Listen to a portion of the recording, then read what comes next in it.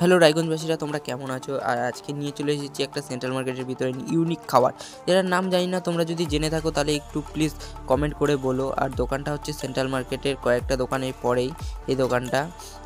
এখন test review দেওয়ার পালা সবাইকে, যে কেমন হয়েছে তা আমি কি করে বলবো বলো। তোমরা যাই একবার হলেও ট্রাই করো। 60 টাকা পিস, 60 টাকা পিস হিসাবে বহুত মানে সেই খেতে।